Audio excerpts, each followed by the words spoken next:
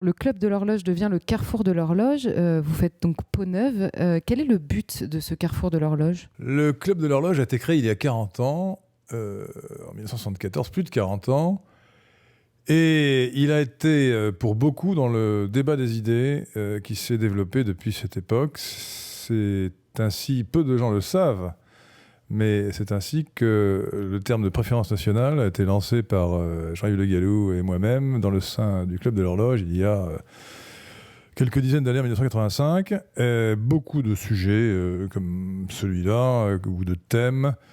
Je pense à l'Europe des nations, terme que nous avons lancé et qui a été repris ensuite par Villiers. Je pense à la réinformation, la notion de réinformation, etc., sont venus des travaux et des idées du Club de l'Horloge. Alors 40 ans après, il nous a semblé opportun et même nécessaire d'élargir ce club pour en faire un carrefour de l'horloge, de le développer, de le renouveler. Nous avons un cœur doctrinal, mais qui est le national-libéralisme, comme nous l'appelons, fondé donc sur les deux idées de nation et de liberté. Mais autour de ce cœur doctrinal, nous voulons que tous ceux qui aiment la patrie, qui aiment la civilisation, qui veulent la défense des libertés, puissent contribuer à cet effort commun. L'idée de départ étant que le pouvoir est au bout des idées. Nous disons, non, la France n'est pas morte, notre civilisation doit vivre, et nous combattons pour elle. Comment on pourrait positionner le carrefour de l'horloge aujourd'hui sur l'échiquier politique ? Où est-ce qu'il se situe ? Sur l'ensemble de la droite. Je pense qu'aujourd'hui, c'est autour des idées sur le terrain et par les électeurs que se fera l'union de la droite, c'est-à-dire le rassemblement de la droite, mais à condition de savoir que dès lors qu'on combat la gauche, on est de droite, qu'on le veuille ou non. Si, d'une part, le Front National choisit la stratégie du rassemblement de la droite et abandonne la stratégie sotte, impuissante, de rassemblement du non, c'est-à-dire des gens qui ont voté non au référendum sur l'Europe en 2005, si l'UMP voit son aile droite se renforcer, eh bien, soit l'UMP indique pour un jour réaliser l'union de la droite avec un Front National qui sera acceptable à ses yeux, ou alors l'UMP éclatera pour que se fasse enfin l'union de la droite, qui commencera à la base par le rassemblement de la droite, c'est-à-dire des électeurs de droite, des gens qui se sentent vraiment viscéralement attachés à la patrie et aux libertés. Quelle est la spécificité du carrefour de l'horloge ?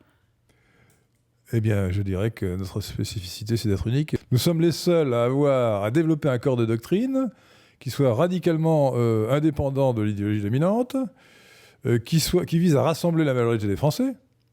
Et quand je dis qu'il vise à rassembler la majorité des Français, je ne dis pas des mots en l'air. Songez à l'affaire de la déchéance de nationalité.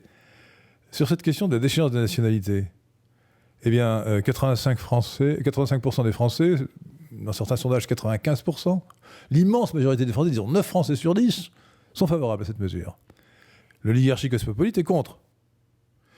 C'est donc une victoire considérable, symbolique, mais en matière de politique, d'idées politiques, les symboles sont essentiels, que François Hollande et Manuel Valls se soient ralliés à cette mesure. Or, d'où vient cette mesure ? Du Club de l'Horloge, qu'il a énoncé dès 1985. Voilà. Et bien entendu, une fois que cette réforme de la Constitution sera adoptée, ce sera un pas accompli pour remettre en cause la binationalité. C'est bien pour cela d'ailleurs que les gens de la gauche, de tous les partis, sont vent debout contre cette mesure. Elle est symbolique, mais elle est essentielle. Et c'est une victoire idéologique. Il n'y en a pas eu beaucoup ces derniers temps, donc il faut la savourer. Donc je pense que nous sommes vraiment la source d'un renouvellement doctrinal profond, et c'est pour ça que nous avons réuni des gens qui sont non seulement courageux, mais intelligents, et qui veulent réfléchir par eux-mêmes. Toute la difficulté de la droite aujourd'hui, c'est de s'émanciper de la tutelle morale, on devrait dire anti-morale, de la gauche. C'est vraiment ça le sujet.